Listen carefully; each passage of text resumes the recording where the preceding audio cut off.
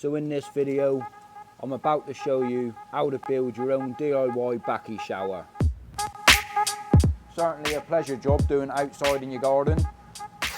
You'll need a 64mm drill bit. I wanted to show you step by step today. When you're doing this, just make sure you don't over tighten it. But I'm definitely not doing all the drilling of these inside of here. Then that gives you a place for your spray bar to actually sit inside. And in the top tray, I'm going to be using the spiral filter mat. And I'm actually going to be giving it away at the end of this video. Cut it off as easy as that. Mechanically as well, if you ever use it for mechanical filtration, you could put real plants in the top of it, and with this 3D filter pad you can sit it underneath your spray bar, which I cut this little section out just to allow just one box will well improve your filter. So there she is, all finished and complete. Hello everyone, welcome back.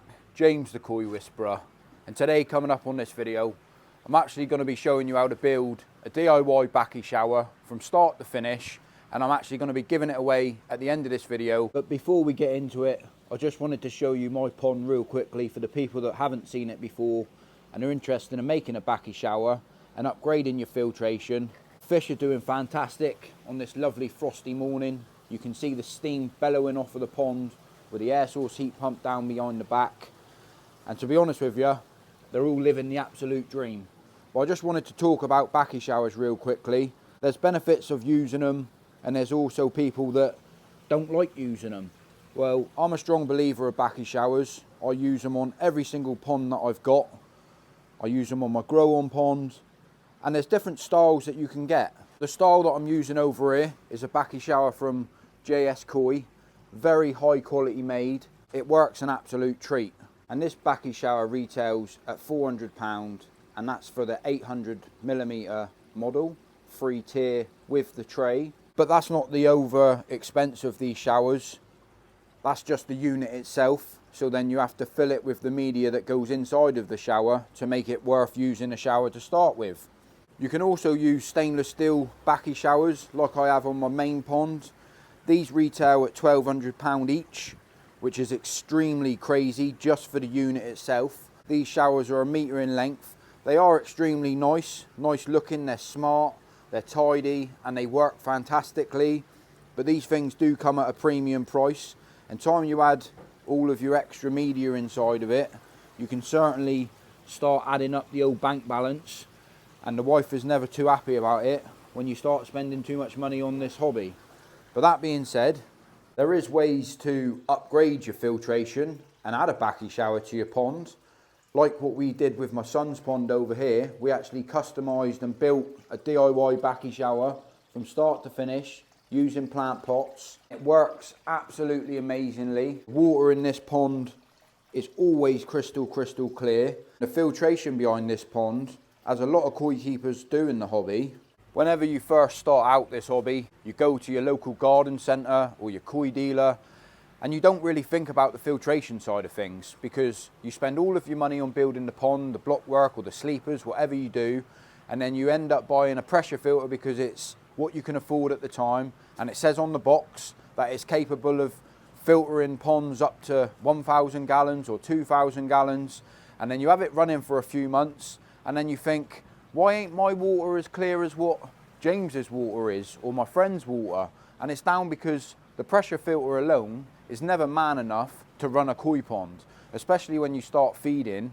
and the organic load and the bio load that one little filter has to deal with, there's never enough media inside of it. So what you can do, you can upgrade your pressure filter and run the pressure filter to a shower filter running on the same system, just by doing what I'm about to show you what to do today.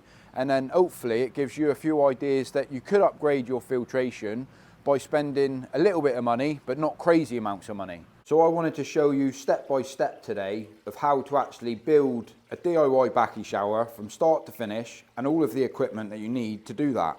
I'm also going to be showing you how much everything cost. I'll be showing you how to install it on a pond, or how to set it up from a current situation of what you've already got sat in place at the moment. Because I see so many ponds when they return their water back to their pond through a pressure filter, and they just hang the pipe over the side of the pond. That's all you need to add an extra filter to your pond, because you can connect that pipe to one of these shower filters, and it will make your water that 100% better.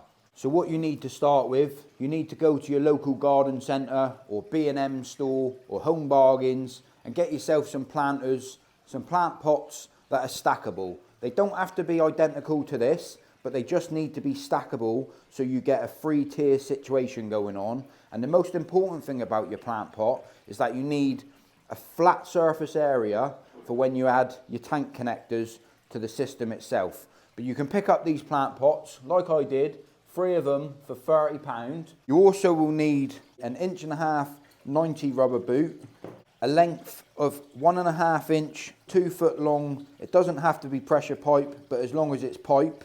You'll need an end cap, you'll need a 2-inch tank connector. You don't have to use one of these if you're planning to use solid pipe, but if you want to attach it to any flexi pipe, what we'll do, we'll use one of these, which is just a hose tail connector, and when that goes on the spray bar, which I'll explain everything in a minute, you might need one of them. So the tools that you'll need to put this together is that you'll need a straight edge, you'll need a 64mm drill bit, you'll need a 54mm hole saw drill bit, you'll also need some scissors, a tape measure, a pen, an 8mm drill bit, Makita drill if you've got one, or any drill will do. But as I was saying, the unit itself is just something that looks nice because that's what you end up seeing. But what really matters and where you need to spend your money on any filtration is the media itself. And I've chosen to go with the Mountain Tree, the Lotus Root Bacteria House, in size small, 2nd edition, 1 full box of that. I've also got 1 box of the 3D filter pad, and I've also got one of the spiral filter mats from Mountain Tree. You're not going to need all of that. You have to buy it as a sheet, so unfortunately you might have a little bit left over, but if you've got a friend in the hobby, you could go halves on it and make the whole project a little bit cheaper. Right, so to start with, I always like starting from the bottom tray and then building my way up. So the bottom tray itself, the only thing that you need to put into the bottom tray is your outlet, where the water returns back to the pond. You can do it a couple of ways. You can have an outlet from the side of it. I like to use the dead center of the pot and then return it like I do on my son's pond, just because the water flows out evenly into the pond and it comes out evenly out of the filter. So to start with, you want to measure across your pot. You want to get dead center of where the hole needs to be, and then measure up. One thing you've got to remember with these tank connectors is that if you put your center line too low to the bottom of the tray, when you put your tank connector in, you won't have enough room to get your rubber seal. So give yourself plenty of room, but this is what I was saying about having a flat edge. You need a flat edge on your plant pot for the tank connector, for the rubber seal to connect real nice and tight to the actual tank itself. It's just one hole straight into the tray. This hole has to be the same size as your tank connector. Ideally, if you've got 1.5" pipe, you want a 2-inch outlet returning because the water's coming in through pressure and it's returning through gravity. Just go nice and steady with this. There's no race. Sorry about the sound, but I just got to drill this hole. Just like so. Take off any of the burrs. One thing's for sure, you're better off doing all your drilling outside, because else the wife will whinge or your partner will whinge that you make a bit of a mess, because there is a fair few holes that we need to drill out today. So that's our first hole all drilled out, dead center of the pot, really straightforward to do. And with these tank connectors, they're really easy to use. All you need to do, unscrew them. These tank connectors come with a rubber seal that basically seals all of the water from coming out. There's 2 ways of putting it on, inside or outside. I always like putting it on the outside, always ever have. Tighten it up. You're doing this, just make sure you don't over tighten it. You don't need to over tighten these. It will seal itself lovely. As long as you don't over tighten the seal, it ain't going nowhere. So that's the first tray completed. You can add a 90 onto that returning to the pond, or you can have it coming straight out of that like what I do. That's stage 1 complete, really straightforward. And then as you can see now, we've just got to build up the layers. Always start with the middle tray next, because that only has holes in the bottom of the tray. So we'll put that tray to one side. just so you don't make a mistake on drilling the holes in the wrong tray. And this next stage is not necessary, but it certainly does make a difference and make your life a lot easier if you take your time to mark out where you've got to drill your holes into your second tray. So all I do is I just do inch gaps all the way across, and then I mark it up with inch gaps across horizontal and vertical, and then that gives you marks with the crosshairs where you need to drill your holes. But I'm definitely not doing all the drilling of these inside of here. So I thought I'd do the drilling out here just because you can see the koi as I do the holes, and I'm not going to keep filming until I drill. I reckon there's probably 100 holes here, maybe more, but I'm going to crack on with the drill bit and just take your time and just let the drill do the work. Don't try to push too hard on it so you don't break the plastic, because it is quite brittle. Just like so, all the way up through until, well, until all the holes are done. But koi look quite nice, don't they? Looking through the window. Certainly a pleasure job doing it outside in your garden. I'm going to crack on and I'll be back with you and show you what it's like when it's all done.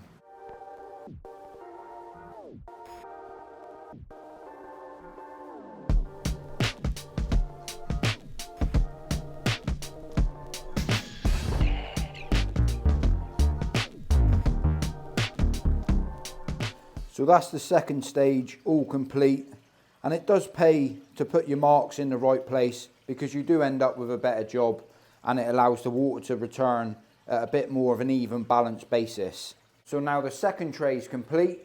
We'll pop that one in there because there's no more work to that tray. And now finally on the last tray, there's a little bit more work to be done on this one.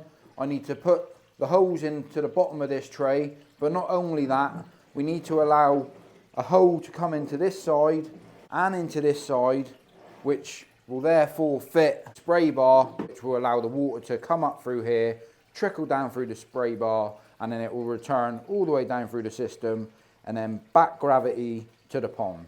That's the third tray all been drilled out, all nice and equal. So we've got that hole drilled out.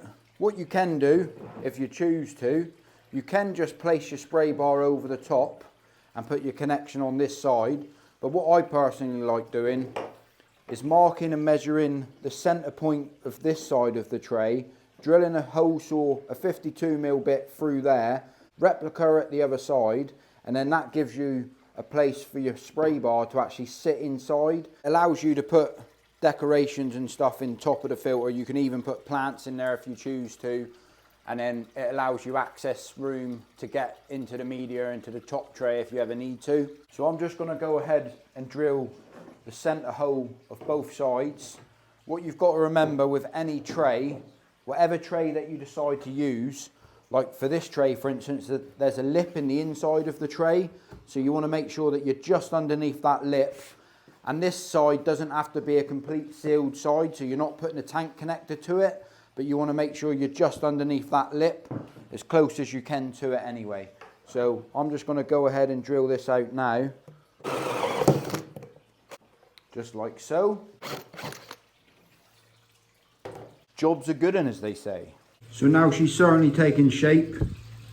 There's only one thing left to do now, is actually drill the holes in the spray bar, because else the water will return up through here and it's got nowhere to come out. I always like to put the rubber boot on the outside, because this is what we're going to be connecting to. Butt this up nice and tight so it's a real nice finish. Give yourself a mark in the inside, an inch gap forward, so an inch from the inside, and then do your measurements from there. So building the spray bar or making the spray bar, I just do inch gaps across, 3 lines, 3 horizontal, 3 vertical, and then just go back to the drilling. Start drilling out some more holes. So after another load of drilling all of the holes out, the spray bar is now complete. I won't put the end cap on until we start filling up all of the boxes itself. I'm going to start with cutting some filter mat to go into the top and every single layer before we add any of the lotus root bacteria house and the 3D filter pad. And to be honest with you, that is the shower filter complete. It's built, it's ready for any sort of pond, and you can choose to fill it with whatever you like really. There's so many different types of media on the market, But me, myself personally, I like to use a decent media because the box itself is only a place for the good stuff to live. There's so many different types of media out there on the market, and I just wanted to explain to you, with the lotus root bacteria house, it doesn't just give a house for beneficial bacteria to live, it also provides essential minerals to the pond, which constantly trickles over the media itself with the water flowing down through.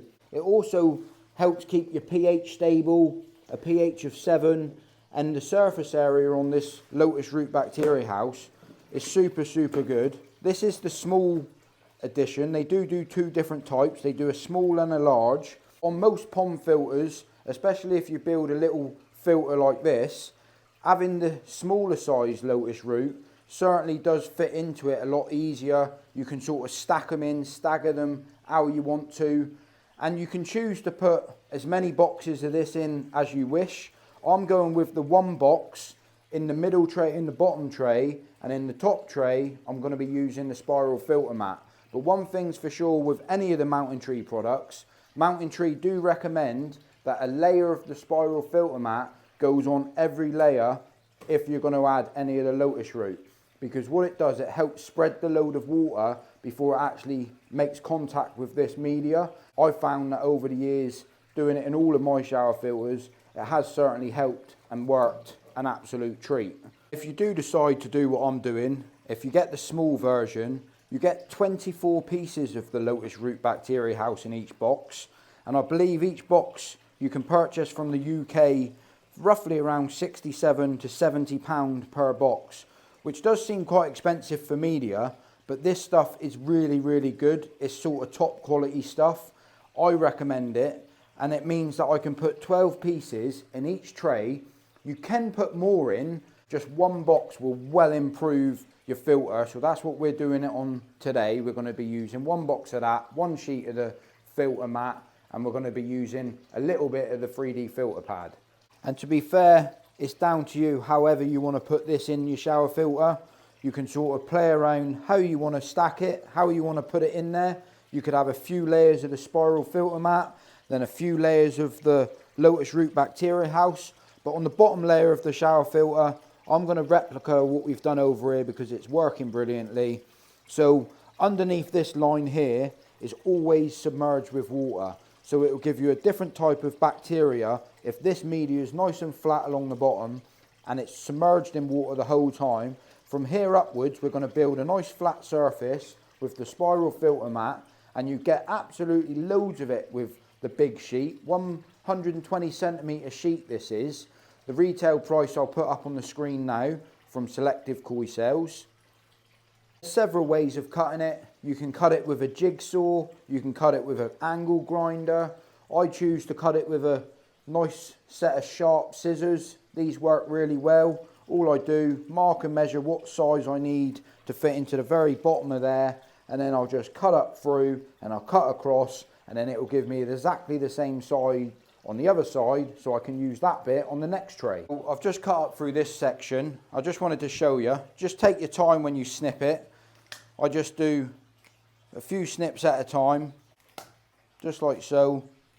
Ideally, if you've got a real sharp set of scissors, you can do it with that. But this filter mat is incredibly tough and strong and durable. It will last you for, to be fair, your whole koi season. And just take your time, cut up through. Not the easiest thing in the world to cut, I'm not going to lie. It is easier if you use a jigsaw, but it can be done with just normal scissors. You can just cut up through your mark, cut it off as easy as that.